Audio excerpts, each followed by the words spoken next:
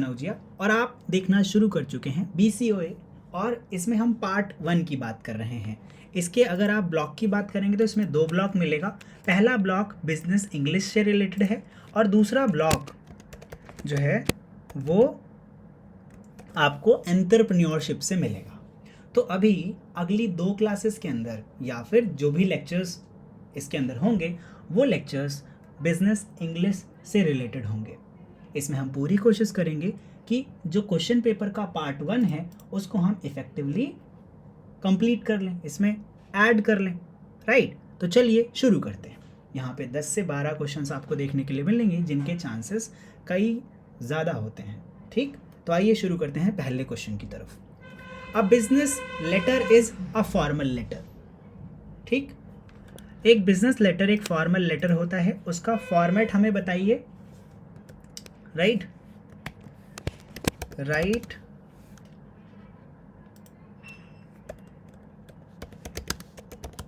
Format of a letter and parts of it.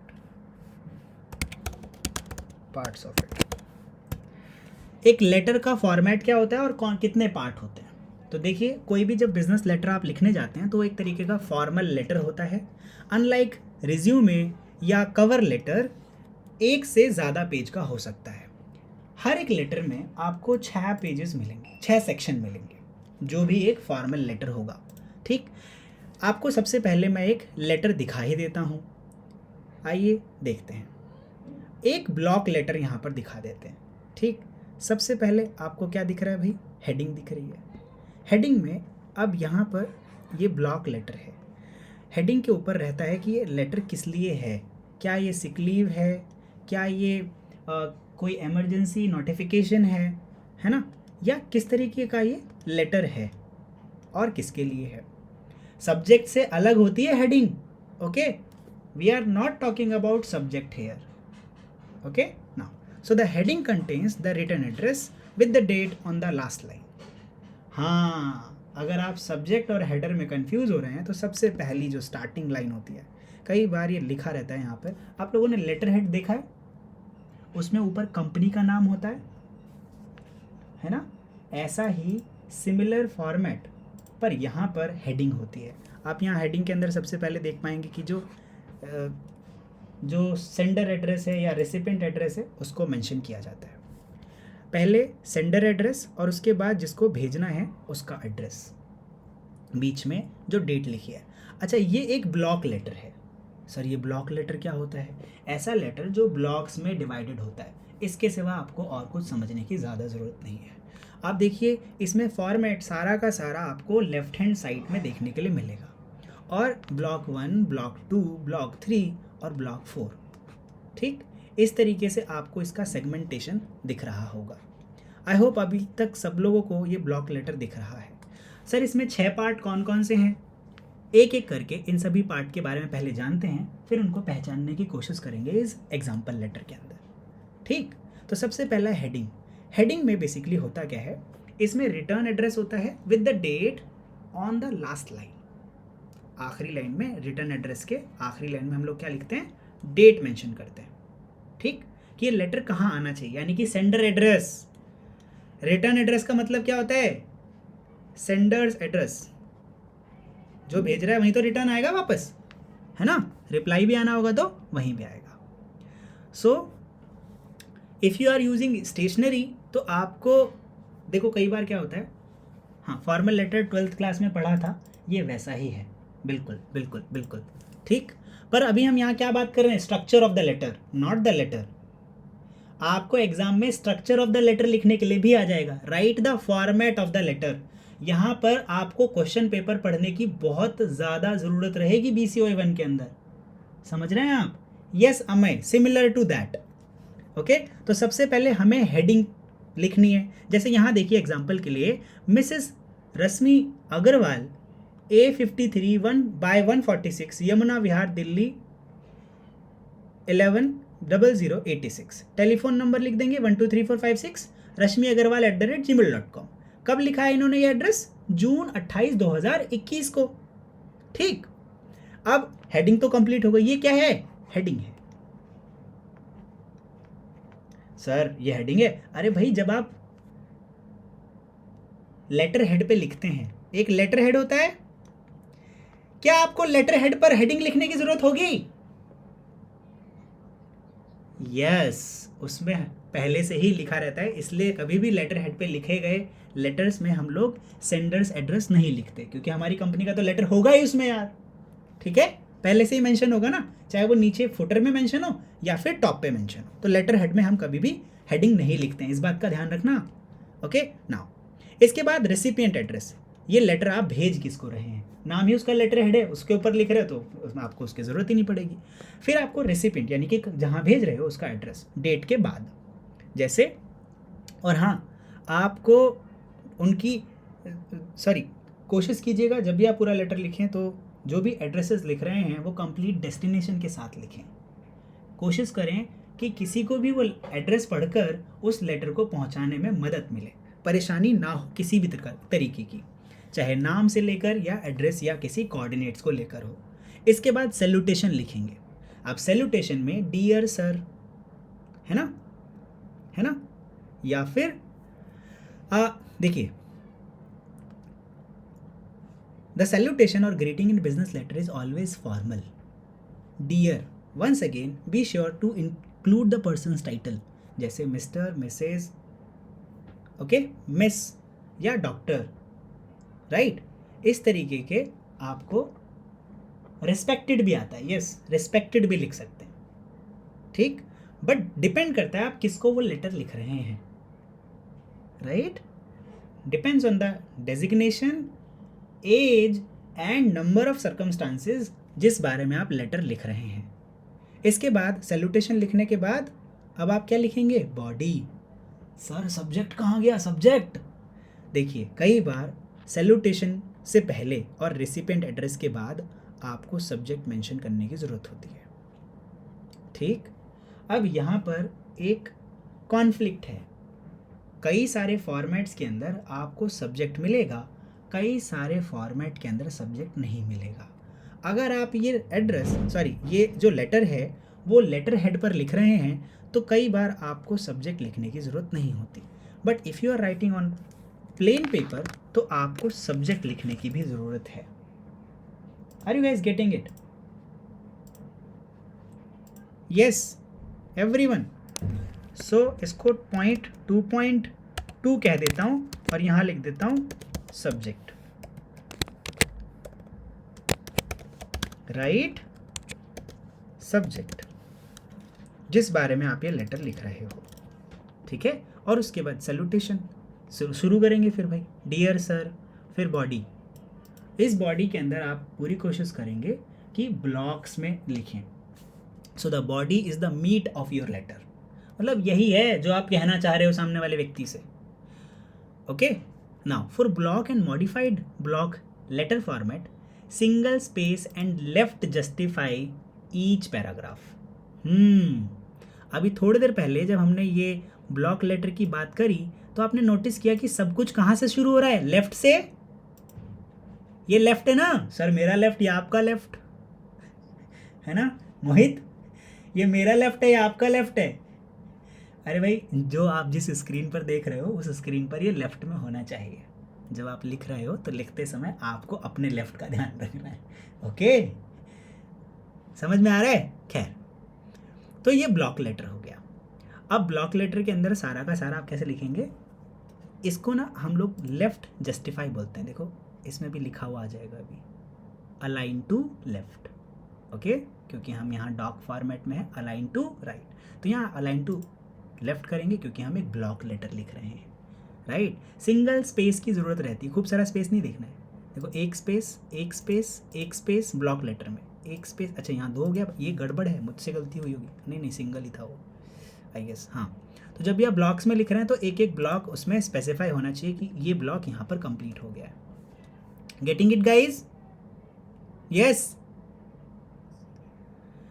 Next is complimentary close. जैसे आप पूरा body लिख लेंगे फिर लिखेंगे थैंक यू, ठीक है, please consider it as soon as possible, या जो भी आप लिखना चाहें। लिखते हैं ना थैंक यू लाइन बाद में, जैसे इस लेटर में भी देखो कि many thanks for your time and I'm looking forward to seeing where this leads. Right, sincerely. और देखो फिर आपको कॉम्प्लीमेंट्री क्लोज कर दिया आपने थैंक यू बोल के, उसके बाद सिग्नेचर लाइन, इसमें आपका नाम, एड्रेस और पोजीशन आएगा, थैंकिंग यू इन एंटीसिपेशन, ये भी बिल्कुल लिख सकते हैं। ठीक है, यस, ये ज़्यादा सही लाइन लग रही है, एंटीसिपेशन में आप थैंक यू बोलेंगे। इसके बाद एनक्लोजर्स, जब कभी भी आप फॉर्मल लेटर लिखते हैं तो आपको बहुत सारे डॉक्यूमेंट्स भी ऐड करने पड़ते हैं, यस और नो? कई बार ऐसा होता है कि आपको उसके साथ कोई फोटो, कोई पीडीएफ, कोई डॉक्यूमेंट अटैच करना होता है। इन दैट केस आपको एनक्लोजर्स के बारे में भी मेंशन करना है, वरना वो व्यक्ति सिर्फ लेटर पढ़ेगा, हो सकता है लेटर उसको खोलकर किसी और ने दिया हो, होता है ना कई बार, राइट? तो उस केस में भी आपको ये मेंशन करना ज़रूरी है कि ये लेटर के अंदर बहुत सारा डॉक्यूमेंट या और कोई जो इंफॉर्मेशन है वो मेंशन की गई है, राइट? नाउ ठीक है, चलिए एनक्लोजर में जैसे आप कौन कौन से डॉक्यूमेंट्स इसमें लगा रहे हैं। अब ये तो बात हो गई फॉर्मेट की, किसकी बात हो गई? पार्ट ऑफ लेटर की, फॉर्मेट नहीं हुआ है ये। क्या है ये सारा? 6 पार्ट्स, राइट? अभी तक हम लोगों ने 6 पार्ट्स की डिस्कशन किया। सर ये 7th क्या है? एडिशनल है यार, एडिशनल पार्ट है ये। हर बार हम एनक्लोजर लगाते हैं क्या? नहीं लगाते, ज़रूरी नहीं है, लेकिन जब लगाएंगे तो उसको मेंशन करना ज़रूरी है।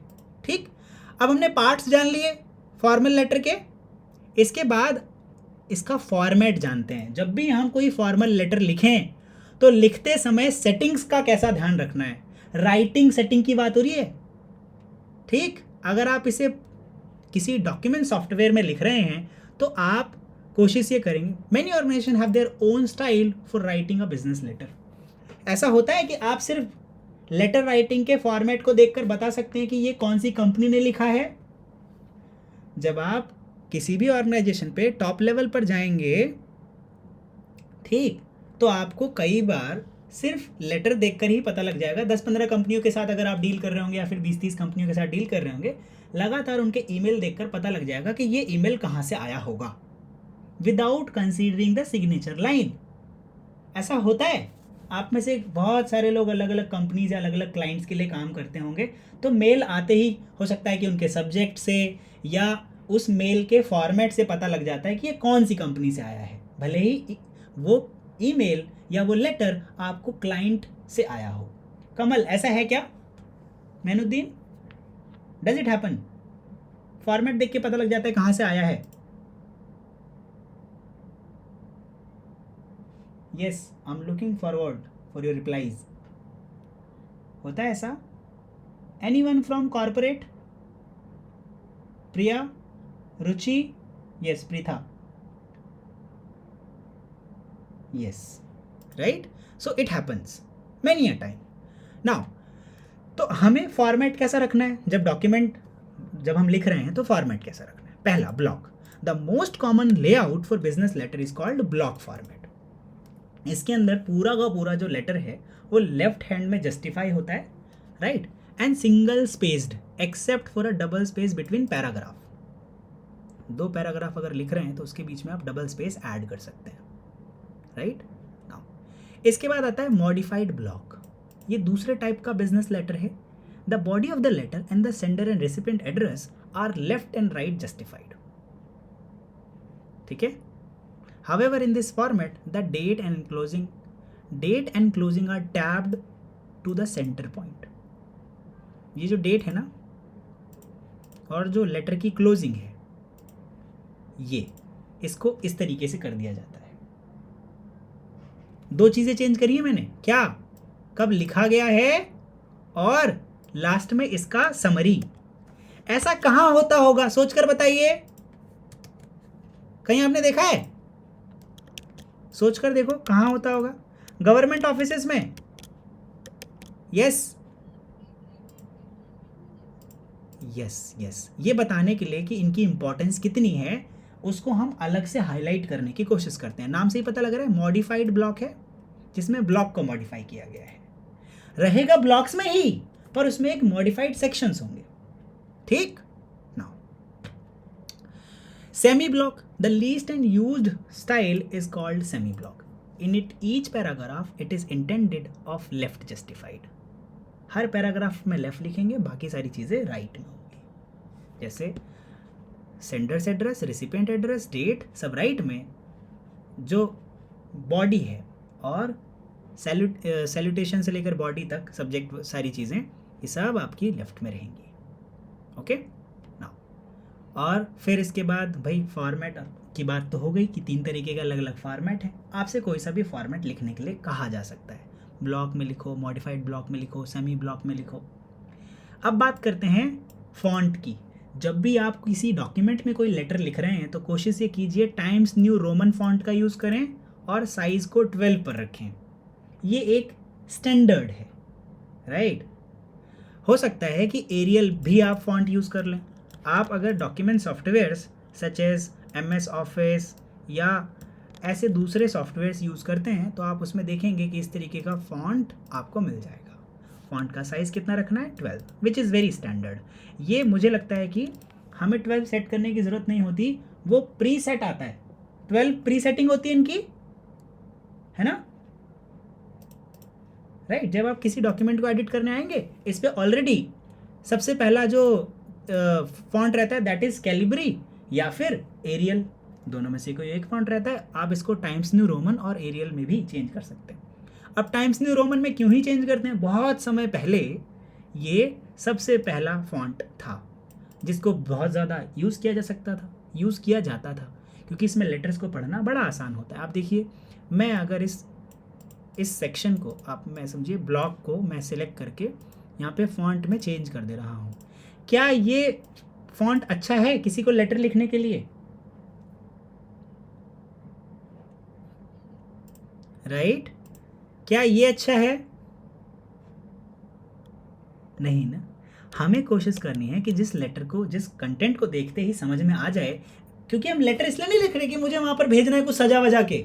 लेटर इसलिए भेज रहे हैं ताकि हम कोई रिक्वेस्ट कर रहे हैं, कोई आग्रह कर रहे हैं, किसी बारे में पूछ रहे हैं, इसलिए हम ये लेटर उनको लिख रहे हैं। Are you guys getting it? Right. तो बहुत ही क्लियर होना चाहिए और प्रूफ रीडिंग में भी बड़ा आसान होता है हमें अगर ऐसा इस तरीके के फॉन्ट और फॉर्मेट को यूज़ करेंगे तो। एवरीवन, है ना। चलिए, तो आइए एक एग्जांपल देख लेते हैं ब्लॉक लेटर का। ठीक, अब इसी ब्लॉक लेटर को आप थोड़ा उथल पुथल करेंगे, आपको मॉडिफाइड ब्लॉक लेटर और सेमी ब्लॉक लेटर भी मिल जाएगा। जैसे अगर मैं ज़्यादा फोकस इसकी डेट और सब्जेक्ट पे करूँगा तो ये मॉडिफाइड ब्लॉक हो जाएगा। गेटिंग इट, है ना। और लास्ट में जो क्लोजिंग लाइन है, अब मैं, सर आप इसको क्यों नहीं कंसीडर कर रहे, ये क्लोजिंग नहीं है क्या? नहीं, ये क्लोजिंग नहीं है, थैंकिंग लाइन है, या फिर हम इसको क्या बोलते हैं भाई, कॉम्प्लीमेंट्री क्लोज है। ठीक, कॉम्प्लीमेंट्री क्लोज से पहले क्लोज आता है, उसमें तो कॉम्प्लीमेंट्री क्लोज में तो हम क्लोज कर रहे हैं ना, सॉरी कॉम्प्लीमेंट दे रहे हैं ना क्लोज करने के बाद, पर उससे पहले क्लोज कर रहे हैं कि इसमें सबसे ज़्यादा इंपॉर्टेंट बात सबसे आखिरी वाले पैरा में लिखते हैं। यस और no? Yes, the summary of the letter, कि ये लेटर क्यों लिखा है। तो अगर मैं ब्लॉक लेटर में से डेट, सब्जेक्ट मेंशन नहीं किया बट फिर भी it is very important, subject, ठीक है,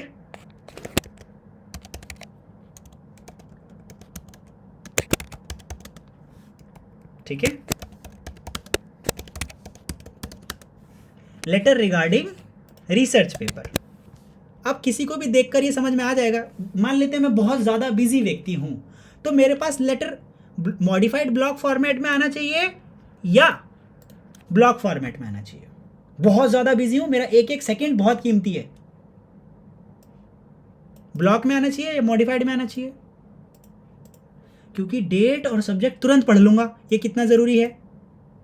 इसमें आप देखो ये थोड़ा ब्लेंड लग रहा है, अगर मैं इस तरीके से लिख रहा हूँ तो इसमें आप देखिए कि ये इसके साथ चिपक रहा है, मुझे थोड़ा देखने में इसमें फोकस करना पड़ेगा। लेकिन अगर मैं इसको सेंटर जस्टिफाई कर देता हूँ तो मेरे को सबसे पहले क्या दिख रहा है, डेट और सब्जेक्ट।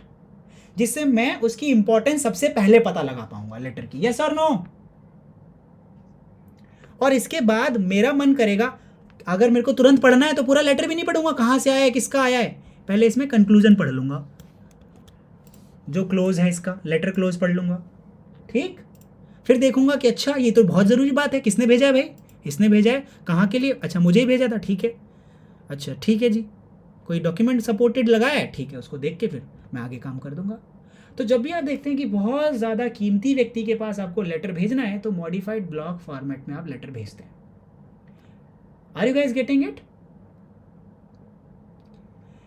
इसको बहुत ज़्यादा यूज इसलिए नहीं किया जाता ताकि उसकी इंपॉर्टेंस ना खत्म हो जाए। क्या आप रोज़ाना चांदी की थाली में खाना खाना पसंद करेंगे रोज़मर्रा की ज़िंदगी में? अगर आप ऐसा करेंगे, मन तो बहुत करेगा राइट मोहित, पर अगर आप ऐसा करेंगे तो आपकी एक्सपेक्टेशन आगे ग्रो हो जाएगी और आपके लिए वो चीज़ नॉर्मल हो जाएगी, फिर सोने का मन करेगा, फिर उसके बाद धीरे मतलब समझ रहे हो, आगे आगे बढ़ते चले जाओगे।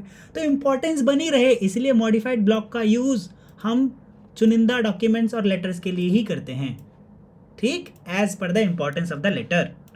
Getting it guys? ठीक, चलिए फिर आती है बात सेमी ब्लॉक की। सेमी ब्लॉक में ये कुछ लोग लिखते हैं अपने लेटर को डिफरेंशिएट करने के लिए। इसका बिल्कुल ये मतलब नहीं है कि बहुत ज़्यादा ही इम्पॉर्टेंट है या ऐसी कोई चीज़ है। जैसे ब्लॉक लेटर का इंपॉर्टेंस है फॉर्मल लेटर्स में, ऐसे ही सेमी ब्लॉक का भी है। पर सेमी ब्लॉक में आप सोचो ना, एडिटिंग आप लिख रहे हो, आपने एक सेटिंग सेट कर दी कि भैया लेफ़्ट जस्टिफाइड, तो लेफ़्ट जस्टिफाइड है, लेकिन आपको चेंज करना है कि नहीं नहीं मैं अपना एड्रेस, मेरे एड्रेस पे थोड़ा ध्यान दें, वो भेजा किसने है, इसने भेजा है, हमको भेजा है 3 तारीख को, ठीक। तो इस केस में मैं सेमी ब्लॉक का यूज़ करूँगा। Getting it guys? थोड़ा सा कोशिश करूँगा कि इसको हाईलाइट करवाऊँ। Getting it? चलिए, so this is the thing. अब लेटर पढ़ भी लेते हैं, एक ब्लॉक लेटर है तो पढ़ भी लेते हैं। नेहा कौर ने भेजा है 2513 फर्स्ट स्ट्रीट मिनेनियापोलिस MN 15110। ये कोई एड्रेस है जिससे उन्होंने लिखा है। कब लिखा है? 3 अप्रैल 2016 को। सब्जेक्ट क्या है? Letter regarding research paper. Okay, किसको भेजा है? जॉर्ज सैमिया, जो कि वाइस प्रेसिडेंट हैं सैमिया एंड सेंस LIC की, लाइफ इंश्योरेंस कॉरपोरेशन, राइट। कहाँ रहते हैं ये? 5332 oak avenue, San Francisco, CA 94012। ठीक। Dear mister Samia, it was a pleasure meeting you at last week's conference. I was particularly interested by your company's recent expansion into apps and virtual reality. As I mentioned, I think it may be beneficial for us to work together on some of these projects.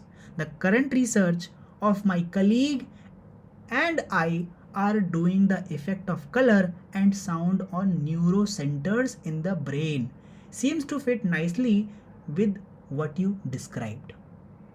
I am attaching a brief overview of our finding as a Word document to give you an idea of what we have discovered.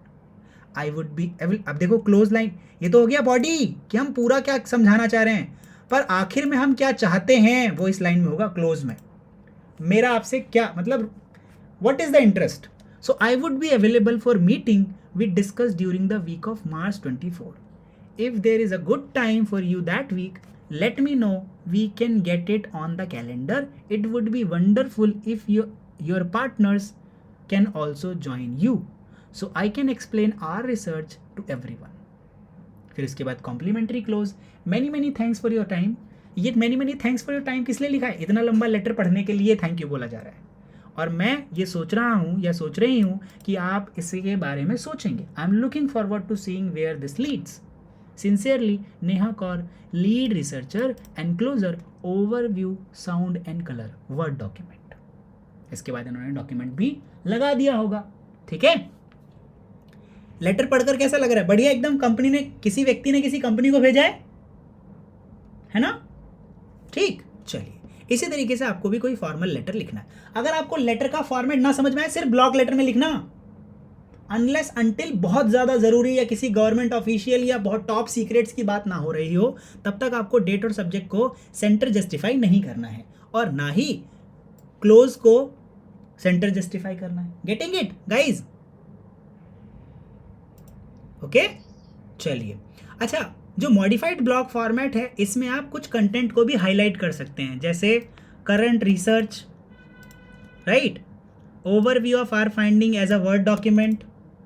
ये ऐसा क्यों किया जा रहा है? क्योंकि जो व्यक्ति है, मैंने आपको क्या बताया, ये टॉप लोगों को लिखा जा रहा है ना, तो इससे ये डॉक्यूमेंट या इस लेटर की इंपॉर्टेंस और ज़्यादा बढ़ जाए और उस व्यक्ति का समय बहुत कम लगे, तो हम कीवर्ड्स को थोड़ा सा हाईलाइट कर सकते हैं टाइम बचाने के लिए और अपने लेटर की इंपॉर्टेंस और ज़्यादा बढ़ाने के लिए। ठीक है, लेटर जितना ज़्यादा आसान रहेगा पढ़ने में, उसके ऊपर काम उतनी ही जल्दी और इफेक्टिवली किया जा सकता है। क्या अभी तक आप लोगों को सारी बातें अच्छे से समझ में आ रही हैं? बेहतर है? ठीक, चलिए, इसका रिवीजन बहुत ज़्यादा ज़रूरी रहेगा आप लोगों के लिए। अब अगला क्वेश्चन अंग्रेजी में ही है। अभी तक हम लोगों ने बात किसके बारे में की? लेटर का फॉर्मेट और उसके पार्ट। ठीक, पार्ट में 6 पार्ट होते हैं और एक एडिशनल पार्ट होता है एनक्लोजर का। फिर हमने बात करी फॉन्ट या फॉर्मेट की कि कितने टाइप के होते हैं, ब्लॉक लेटर, मॉडिफाइड ब्लॉक और सेमी ब्लॉक लेटर। ठीक, फिर उसके बारे में बात करी और एक ब्लॉक लेटर को हम लोगों ने एज अ एग्जाम्पल देखा भी। आइए अब एक पोस्टर ड्रॉ करते हैं। पोस्टर ड्रॉ करना है चैरिटी के लिए। ठीक, charity fund raising for children. अब यहाँ देखो पिक्चर लगाइए। एक पिक्चर ड्रॉ करना बहुत ज़रूरी है क्योंकि जब आप पोस्टर बना रहे होते हैं तो उसमें फ़ोटो का बहुत ज़्यादा रिलेवेंस रहता है। जी,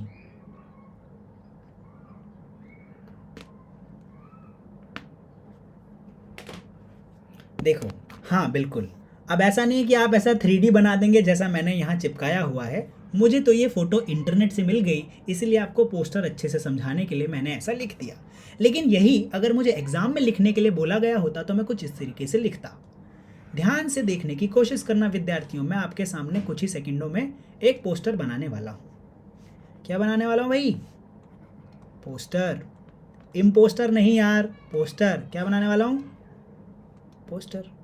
ठीक, चलो भाई, है ना। अब पोस्टर में मान लेते हैं मुझे क्या करना है, पोस्टर किसके लिए करना है? चैरिटी के लिए। ओके, तो मैं बड़ा बड़ा लिखूंगा,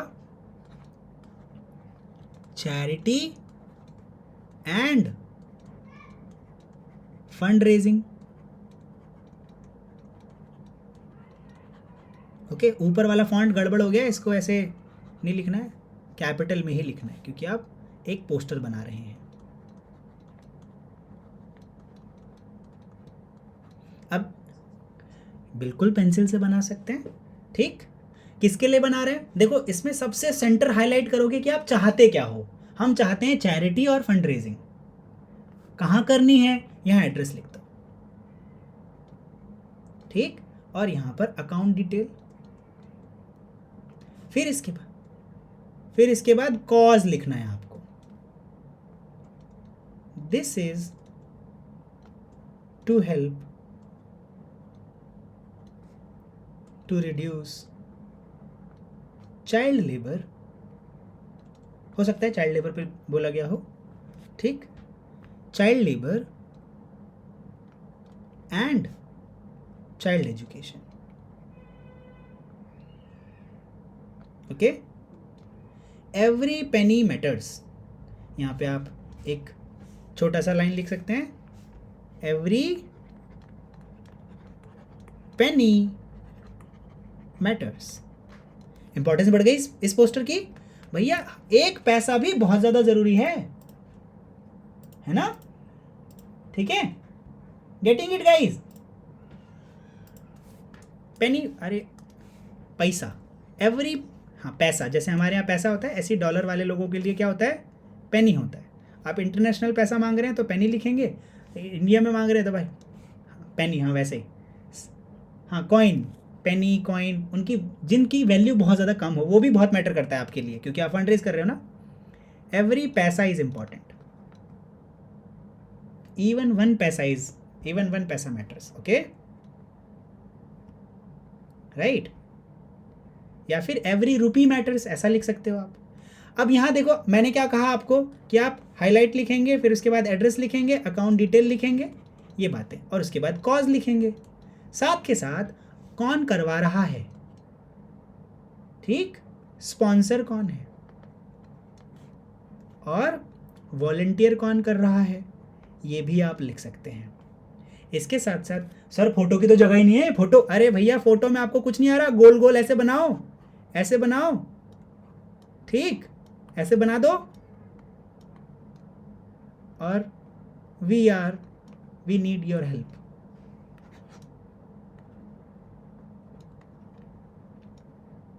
ठीक है भाई, हमें नहीं बनाना आ रहा, हमें ड्राइंग थोड़ी बोली थी, पोस्टर बोला है. अच्छा दिख रहा है नहीं दिख रहा? पर ध्यान देना कि ये जो आप लेटर, ये जो पॉइंट लिख रहे हो ना यहाँ पे, ये इतना बड़ा नहीं होना चाहिए जितना बड़ा मैंने बनाया है. ये गलती मत करना आप लोग, ये बहुत छोटा होना चाहिए. ठीक है, बहुत छोटा होना चाहिए, अभी भी मैं बड़ा बना रहा हूँ. ठीक है, हाँ.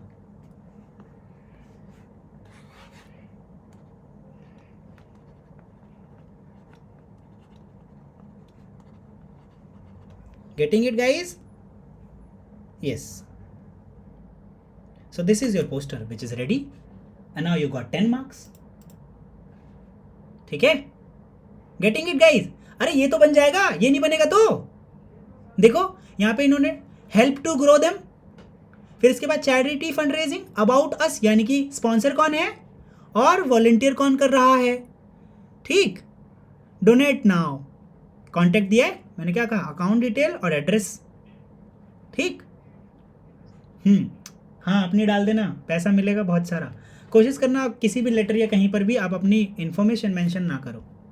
ठीक है, नाउ आगे बढ़ते हैं. कॉज में देखो इन्होंने कॉज लिखा है, about us and free support, we provide food, free education, free clothes, free transport, free shelter. Okay, getting it? Simple है, 10 मार्क्स मिल जाएंगे आपको इस पे. आगे बढ़ते हैं गाइस, बढ़े आगे. चलिए, you guys are really awesome. आइए बढ़ते हैं क्वेश्चन नंबर 2 की तरफ.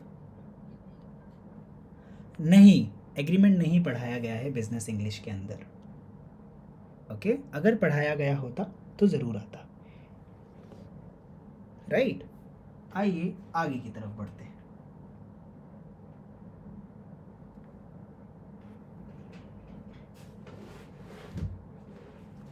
यस,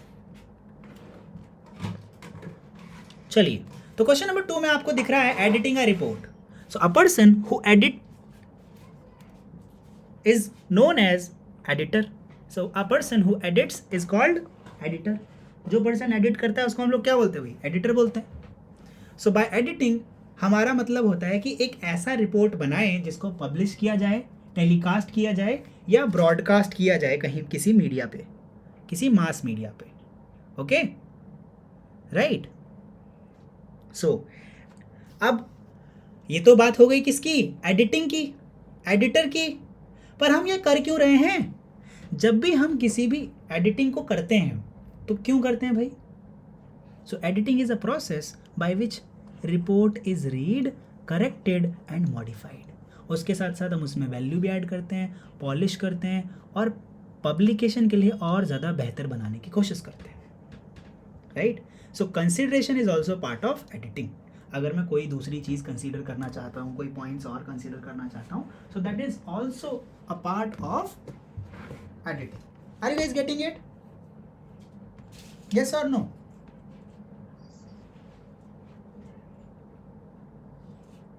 राइट, चलिए आगे बढ़ते हैं विद्यार्थी. ठीक है, सो अब हमारे पास एक रिपोर्ट है भाई. आइए इसको एडिट करके देखते हैं. जब भी हम रिपोर्ट लिखते हैं तो उसमें डेट मेंशन करते हैं. ठीक है, पर सिर्फ डेट नहीं मेंशन करते, साथ के साथ रिपोर्टर का नाम भी. रिपोर्टर कौन है? हमारा प्यारा एलेक्स। Getting it? चलो भाई, मई 11 1998 को किसने रिपोर्ट किया ये? एलेक्स ने। क्या रिपोर्ट किया?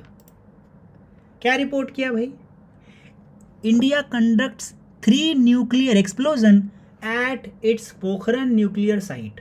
एक बात और ध्यान देना, जब कोई भी रिपोर्ट लिख रहा होता है, हम ये नहीं उससे एक्सपेक्ट कर सकते कि उसकी इंग्लिश अच्छी होगी, उसने सारा कंटेंट बहुत अच्छे से लिखा होगा। आपने नोटिस किया है कि बहुत पुराने समय में जब आप कोई पुरानी मूवी देखते हैं तो कुछ लोग अपना कॉपी पेन लेकर बैठे रहते हैं, शॉर्ट हैंड राइटर्स, है ना? तो आपको लगता है कि वो पूरा पूरा लिखते हैं। अभी भी करते हैं, अभी तो टाइप करके करते हैं। आप अगर कोर्ट में देखें, अभी वॉइस भी रिकॉर्ड करते हैं और हो सकता है कि वो खुद से लिखते भी हैं, रियल टाइम में लिखते भी हैं। कुछ लोग अभी भी होते हैं जो रियल टाइम में लिखते हैं। तो बहुत समय पहले जब हमारे पास ये सारी टेक्नोलॉजीज नहीं थी तो हम सामने से ही बैठकर लिखते थे। रिपोर्टर्स क्या करते थे? सामने बैठ जाते थे और उनके सामने ही लिखना शुरू करते थे। अब इस केस में होता क्या होगा? आपको क्या लगता है कि वो बहुत अच्छे से शब्दों को लिखते होंगे? बस कीवर्ड्स लिखते होंगे। और बाद में अगर वो व्यक्ति बहुत अच्छा राइटर नहीं हो, बाद में अगर वो व्यक्ति अच्छा राइटर ना हो तो इस रिपोर्ट से हंगामा भी क्रिएट हो सकता है। ठीक, कि गलत रिपोर्ट छाप दी है, मिसअंडरस्टैंडिंग हो गई है, कॉमा में गड़बड़, सैल्यूटेशन में गड़बड़, प्रीपोजिशन में गड़बड़, वर्ब में गड़बड़, नाम, कंटेंट, पोजीशन, ऐसी बहुत सारी चीज़ों में गड़बड़ हो सकती है। सो रिपोर्टर को इस बात का ध्यान रखना होता है। आइए देखते हैं कि ये बेसिकली रिपोर्ट है न्यूक्लियर टेस्टिंग के ऊपर। किसके ऊपर है? न्यूक्लियर टेस्टिंग के ऊपर। आप लोगों को पता है? हाँ, लॉर्ड बुद्धा नाम से, लॉर्ड बुद्धा या लाफिंग बुद्धा?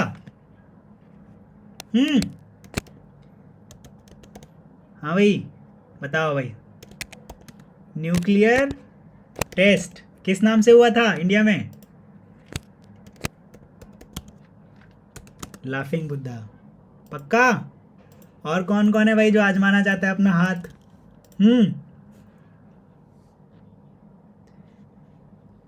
फिर 1998 में हुआ था। यस। सो टॉपिक क्या है? Nuclear test.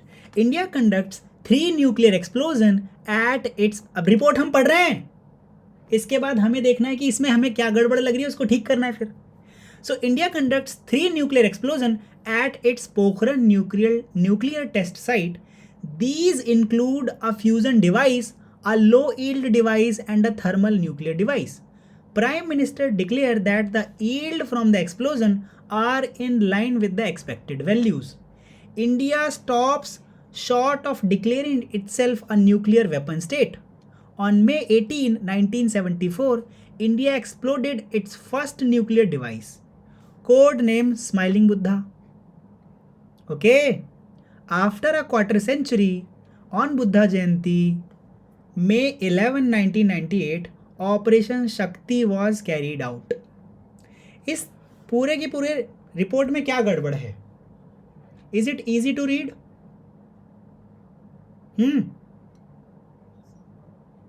क्या ये कॉमन व्यक्ति को समझ में आएगा?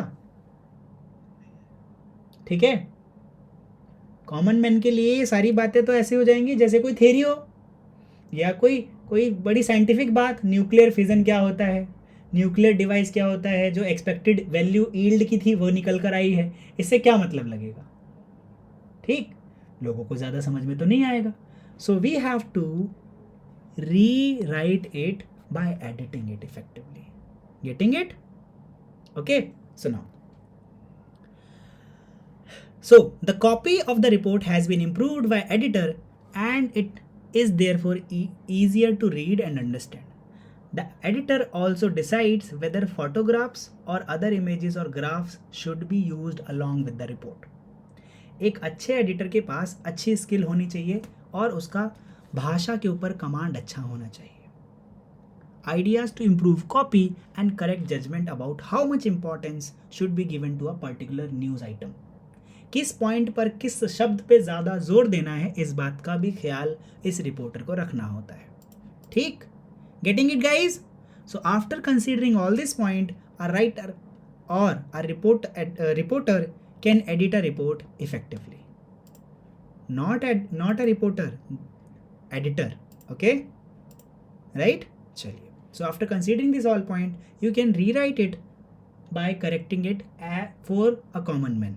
आपको इसको कॉमन मैन के लिए करेक्ट कर देना है. एज अ होमवर्क इसे ले लीजिए और इसको एडिट करके इसका एग्जाम्पल देखिए. ठीक, ओके. चलिए, क्या आपको क्वेश्चन नंबर 2 समझ में आया? निशा, राज, सुमित, सौरभ. चलिए, अमन, are you getting it?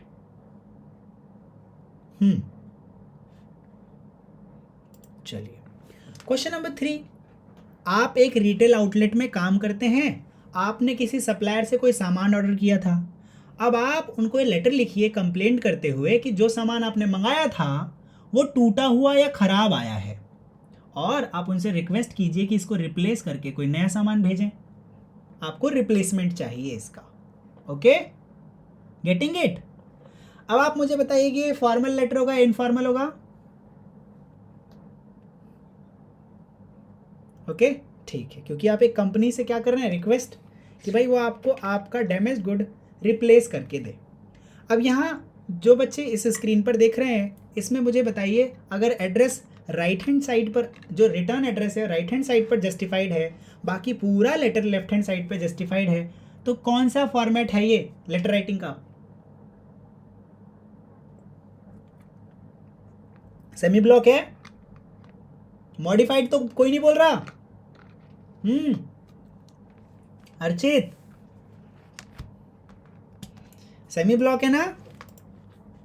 Archit is like, sir क्या होता है semi block? Sir Shanti Nagar block address में लिखा है सर.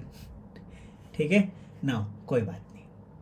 आप सभी लोगों के पास इमोजी है, आप अपने एक्सप्रेशंस इमोजीज में मुझे भेज सकते हैं. ठीक, जिससे मेरा भी जो उत्साह है वो बना रहेगा. जैसे दोस्तों को लिखते हैं ना, ऐसे कुछ भी भेज सकते हैं, आपका जो मन, बहुत सारे इमोजीज आपके पास हैं. ठीक है, चलिए नाउ, तो यहाँ पर आपके पास रिटर्न एड्रेस, जब आप इस लेटर को शुरू करेंगे, अमन आपको समझ आ रहा है? एक सप्लायर को हमें लेटर लिखना है कि जो सामान उसने भेजा है वो ख़राब है और वो रिटर्न करके दूसरा दे. तो इस लेटर को शुरू करते समय हम लिखेंगे अपना एड्रेस राइट हैंड साइड में, और फिर उसका एड्रेस लेफ्ट हैंड साइड से शुरू करेंगे. अपने एड्रेस में लिखा हमने ए building 2nd floor, Shanti Nagar block, Delhi 6. फिर लेफ्ट हैंड साइड में जस्टिफाई करते हुए हमने पूरे लेटर को लिखा है ABC सप्लायर, हमीदपुर, हरियाणा 34. उसके बाद डेट लिखी है 25/07/2022. डियर सर मैम, फिर रेफरेंस नंबर, और हाँ, रेफरेंस नंबर के बाद या उससे पहले आपको क्या लिखना है? Subject, replacement of damaged goods.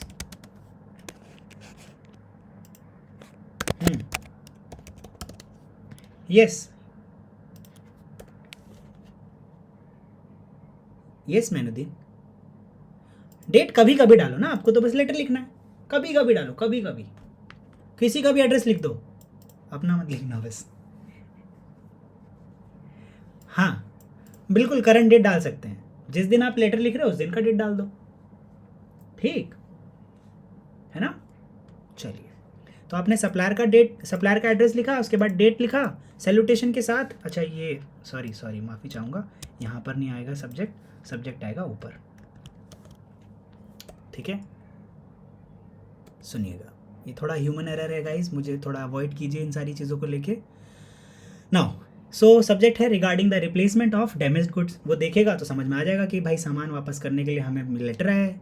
फिर डियर सर मैम, हमारा रेफरेंस नंबर ये है. हम लेटर किस लिए लिखते हैं? हमेशा ध्यान रखना इस बात का, अपना कोई काम करवाना है हमें, या तो छुट्टी मांगनी है, प्रोडक्ट रिटर्न चाहिए, रिप्लेसमेंट चाहिए, पैसे मांगने हैं, कोई रिक्वेस्ट करनी है, तो वो रिक्वेस्ट बहुत अच्छे से समझ में आए, इसलिए सारे की सारी बातें इसी तरीके से लिखी जाएंगी कि हमारे रिक्वेस्ट को जल्दी से जल्दी वो समझ जाएं और उस पर काम करना शुरू कर दें. तो डियर सर मैम, मेरा ऑर्डर रेफरेंस नंबर है, या फिर रेफरेंस नंबर है. ऑर्डर रेफरेंस नंबर AQ11 20 28 80, ये मेरा रेफरेंस नंबर है। मैंने on 15th August 2021 I placed an order for a pack of paper rim। मैंने पेपर रिम के लिए ऑर्डर किया था, ठीक, कब? 1 साल हो गया, 27 अगस्त 2021 को, ठीक। मैंने ये डिस्कवर किया कि जो पेपर रिम आया है वो डैमेज है। पहला, रोल जो है बहुत डर्टी है और कलर फेड हो गया है, ठीक।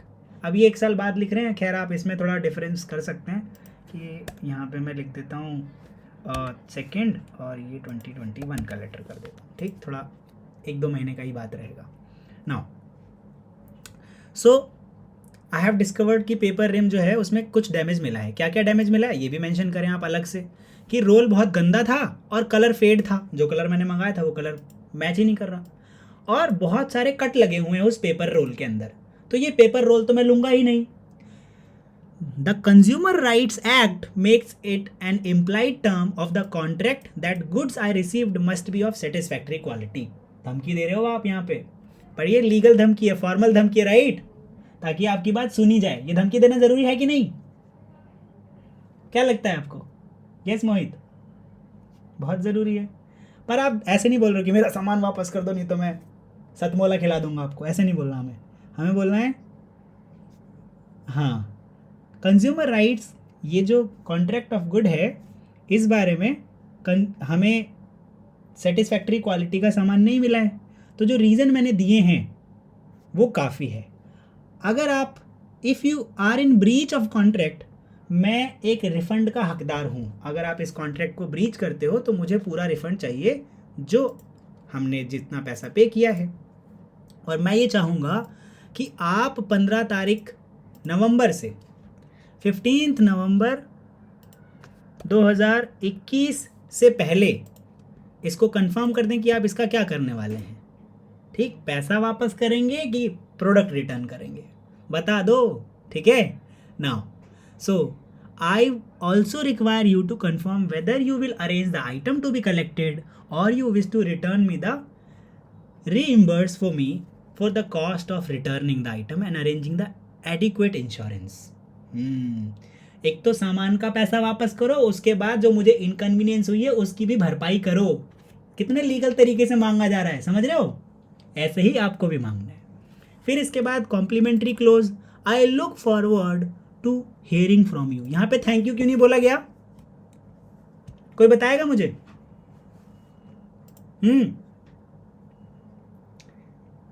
एक एक करके। यस, कंप्लेंट किए। यस अमन,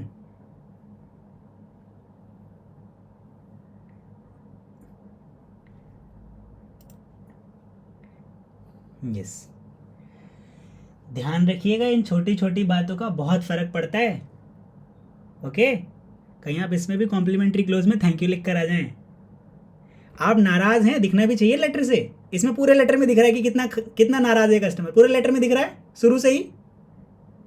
कहीं इसने नहीं बोला कि मेरा नाम ये वो फलाना ढिमकाना, कुछ नहीं। कोई सीधा बात करिए, मुझे सामान वापस दो नहीं तो मैं भैया आगे चला जाऊंगा कंज्यूमर कोर्ट वगैरह में। आपका फेथफुली, आप पर भरोसा करने वाला रमेश कुमार, ठीक। चलिए, क्या ये लेटर समझ में आया एग्जाम्पल के साथ? ठीक, सेमी ब्लॉक लेटर है, ये भी क्लियर हो जाए आपको। अब आइए क्वेश्चन नंबर 4 को हम डिस्कस करेंगे अगली क्लास के अंदर। फिलहाल के लिए यहीं तक। मैं अब आपसे इजाज़त चाहूँगा अगले क्लास के लिए। तो मिलते हैं अगली क्लास में, तब तक के लिए tata bye bye, take care of yourself, you guys are really awesome.